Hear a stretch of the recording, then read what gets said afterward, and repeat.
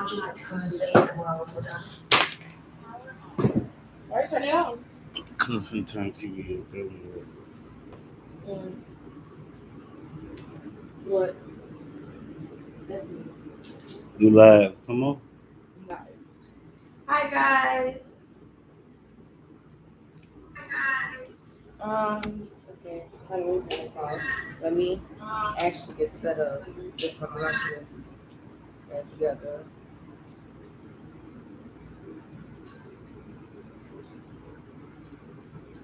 And then have to put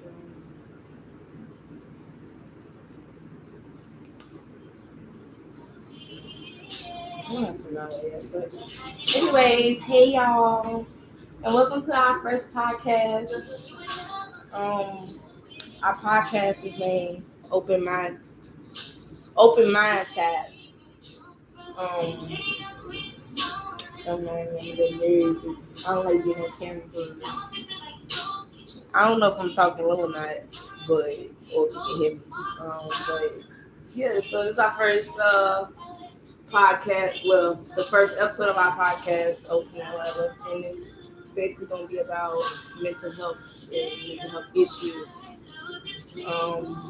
This is my co-host. I don't know what you introduce yourself as. I'm Icy. On YouTube name, but Most people know me as Mayo. As like she said, it's our first episode. We wanted to choose mental health as our first episode because it's actually the last day of mental health awareness, number one. And number two, we both deal with it. So this is a topic that really needs to be said because a lot of people believe that as African Americans, we don't supposed to have mental health issues, but we not are all necessarily that we're human. not supposed to have them, but we're supposed to just what's the good word? Like just bury them deep, like just deal with it Suppress. And suppress them basically, not deal with them, not find a way to cope with things, or just brush it to the side. So most of our podcasts, all of our podcast episodes are always going to have like a different topic or something. But this one we're just mostly focusing on mental health, just because, like you said, it's May 31st, so it's the last day of a mental health awareness month. So we just thought we should talk about it. So yeah. First things first, I guess I want to say is there's so much to say. I don't even know what to say. Um, What does mental health mean to you? Okay, well, first things first, mental health. Depending on mental health is anything. Like it goes as far as anxiety, depression, PTSD, even autism, anything that deals with having a disorder with your brain. And one of the things that you said, what does it mean to me, or what bothers me? What it means to you? You can explain what bothers you about it, but my main question is, what does it mean to you? Um, Like, what's the first thing that pops in mind when somebody tells you somebody has a mental disease? Support. My biggest thing when it comes to mental health is support.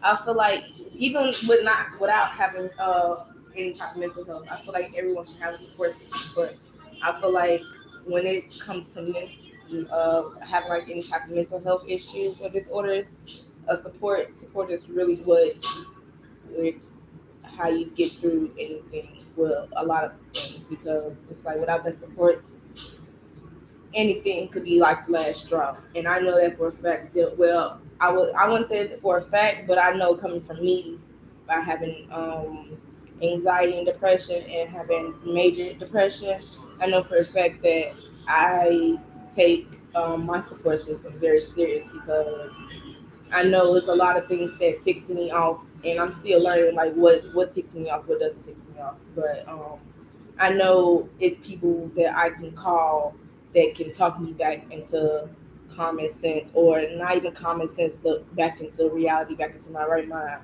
You know, so I would just say support is the biggest thing when it comes to mental health. Because without support, who is there? What shoulder do you have to lean on, or who do you have to call? You know what I'm saying? When things get rough, who do you have to talk you out of that space to say when you're ready to say I'm ready to kill myself? Who do you have to say don't do Yeah. it? So, and I know it's been plenty of times where I've been there and I've had people where I had to call and they talk me off that cliff. Y'all know what I'm talking about. Talk me off that cliff down back to you know a more stable space. So I mean, I've been there. I've been there a couple times. I mean, I'm not ashamed to say it. When I first came home from Iraq, I struggled with depression real bad. Also, adjustment disorder, PTSD. So it's like them things you wouldn't think like it's not like I'm saying like you wouldn't know who it, I mean you wouldn't really know who has it, but it'd really shock you like who you walking next to and stuff like that and what's really going through their minds and stuff. Like if you could read somebody's mind, you would be like a lot of people probably like walk off from them or don't want to be around them, but you probably need to talk to people like that. Cause I had a friend, I had an incident, like not in, I said I deal with it, but I've been around it. I had a friend, you know what I'm saying, who he was really, really going through it when we was in Iraq. When we was over there, like stuff was going on back home, and Iraq being deployed is just like jail, same situation basically. Like news from back home is the worst because you can't control it, you can't do nothing about it, you can't do nothing but keep it on your mind, and that don't do nothing but make it worse. So he was just really over there stressing. He had an NCO just steady, just riding him, riding him, and riding him. And they didn't know like he was at his breaking point.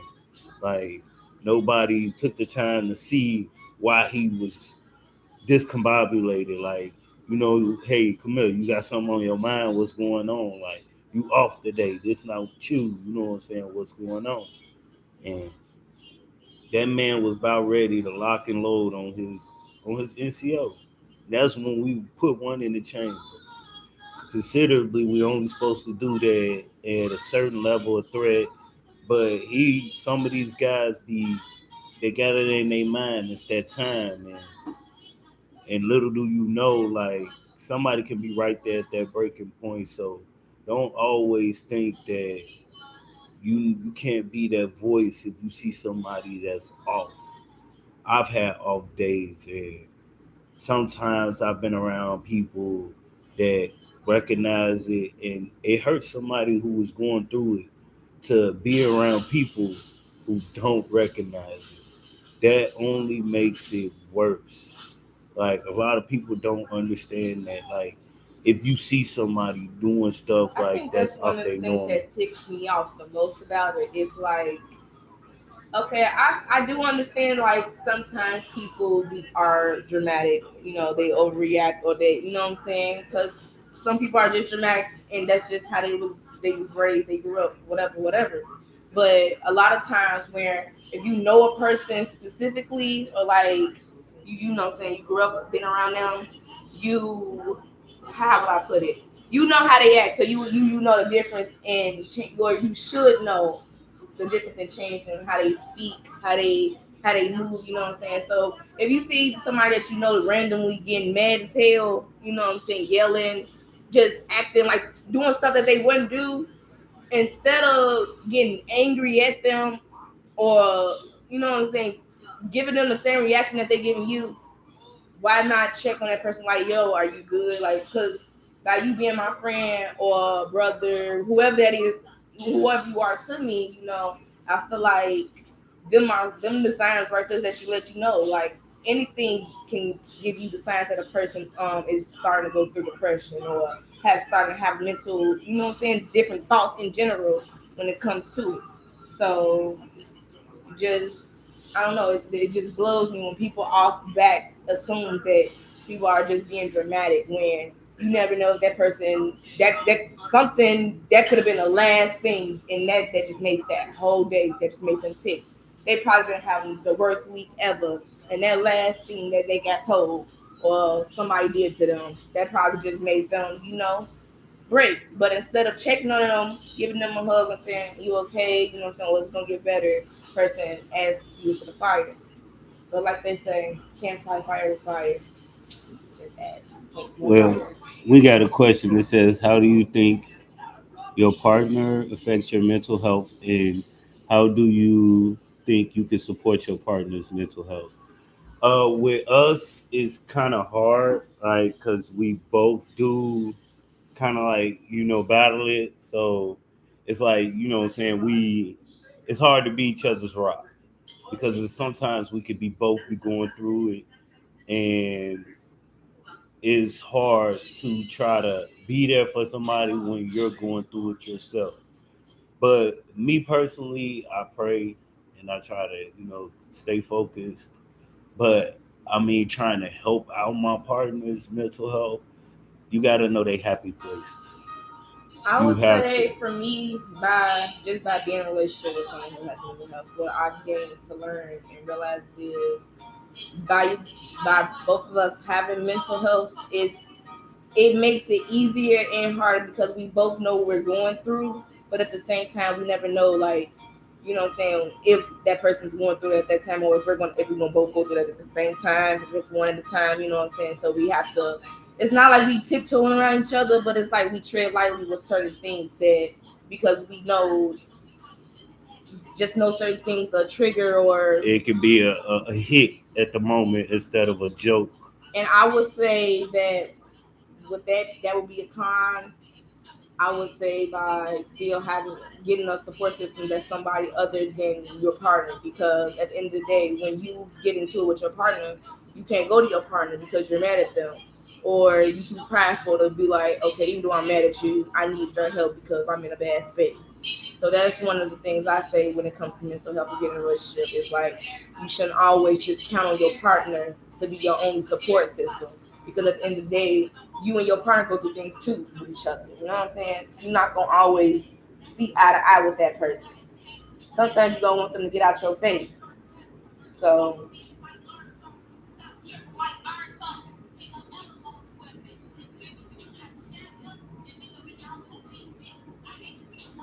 I mean, I can definitely see that being an issue, but at the same time, wait, it's like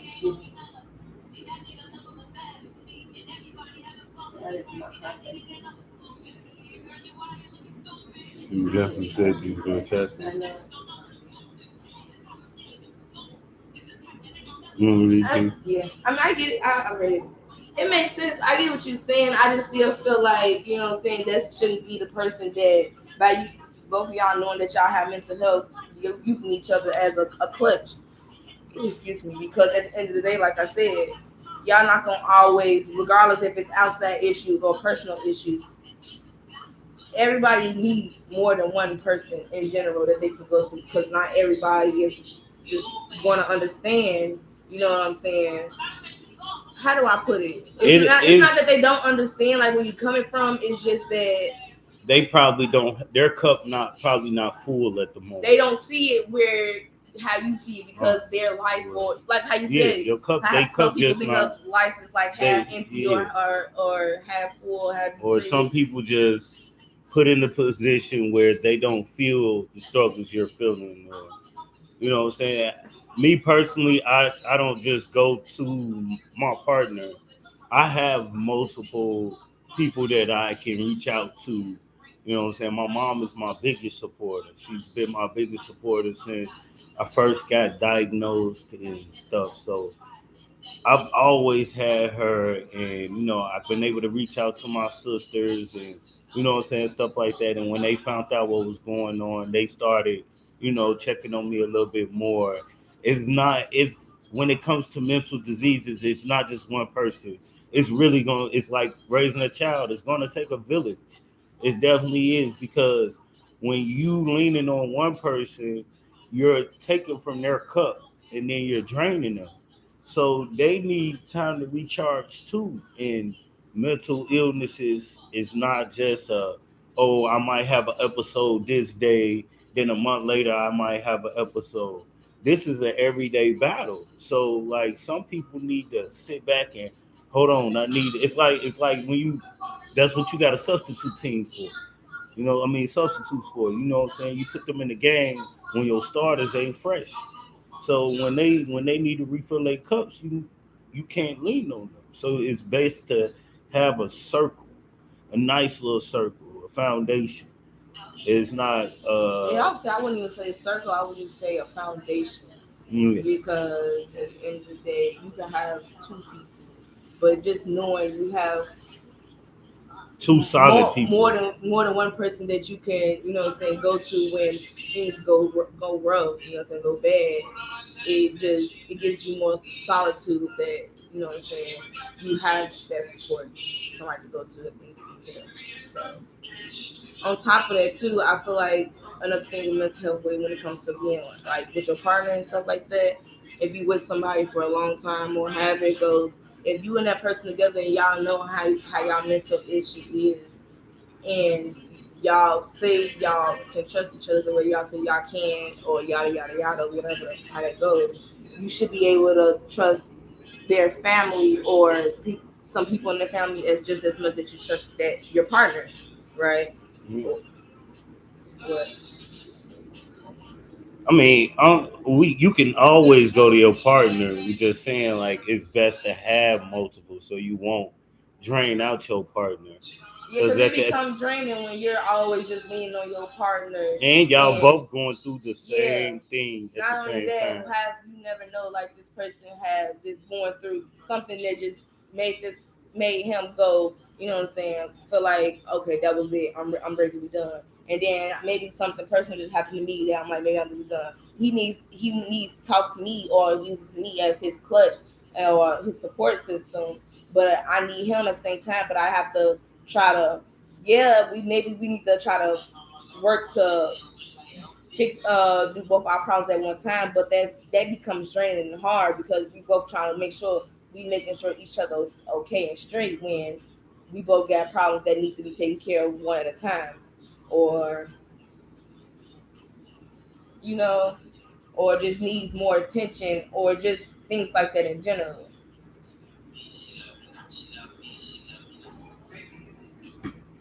That keep falling. So it's just not saying that you can't lean on your partner, because if you can't lean on your partner at all, then what's the point of y'all being together in general? You know what I'm saying? That it don't make sense. You can't go count on them. Then, like I said, everybody has their moments in their relationships where they get into it and they don't want to talk, and you get prideful, but that's what having more than one support is for. But at the end of the day, if you can't go to your partner and talk to them at all, then it's something wrong with that relationship in general, because that should be your number one. Y'all should be one. Two should be one, should come one. So at that point, if y'all can't become one, then y'all shouldn't be together at all. Mm.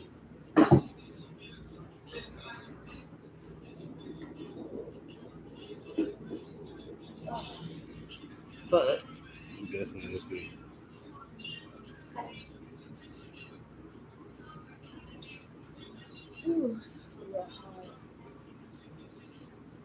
That's pretty much all I have to say on mental health. Just make sure you guys are checking on y'all people. Make sure everybody start caring more. Because if you think about it, if everybody start caring more, not then even caring more. If everybody paid more attention, a lot of things wouldn't go the way they went. You know what I'm saying? Like you would. the signs would be more clear. Everybody's always so stuck in their ways, stuck in their heads, stuck in, you know what I'm saying, how they want stuff done or how, excuse me, they're not seeing how it's, you know what I'm saying, how it's, things are affecting other people. I always think that even though, yeah, it might seem like a small issue to you, but your life is not their life. So what might seem small to you is probably huge to them. You just never know. So you just can't always go and judge, you know what I'm saying, off back and just think a person is, you know, acting or being dramatic or anything like that. Because at the end of the day, everybody's problem is different. Just because that person grew up in a big house, was spoon fed, she scratched her leg, or you know what I'm saying, don't know how to fill up the gas tank. That's a huge problem to her because she used to somebody doing it all the time. That's small to us because that's something we was raised to do. You know what I'm saying, growing up because. Mama always told us go in there put $10 on get tank full. You know what I'm saying, stuff like that. But other people who was raised, they ain't had them who get cars and stuff like that. When they turn certain ages, they don't have to worry about stuff like that. So them little things become issues to them. That, you know what I'm saying, everybody is, yeah, to us it's still small. Like I said, that's dumb to me. That's me. Anybody should know how to pump gas. You don't know how to pump gas when you driving. You shouldn't be driving.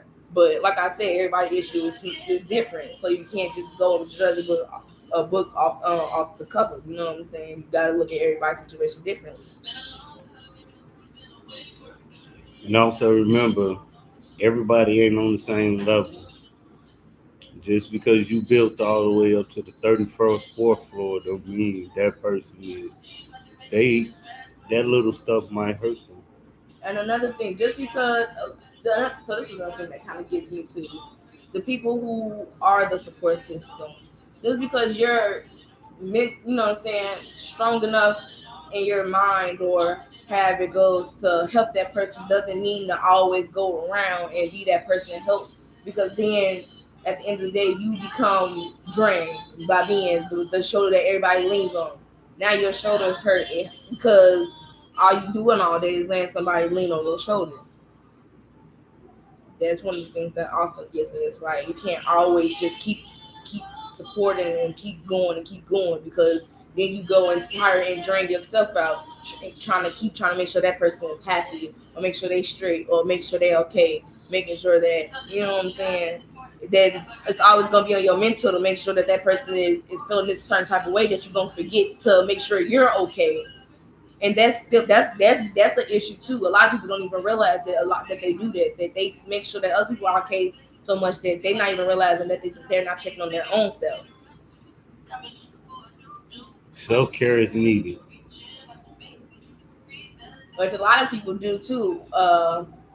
It's like reflection, you know. It's like you it's like you doing what you wish somebody would do to you to other people. You know what I'm saying? Basically reflecting what you would have want Hmm. done on you onto other people.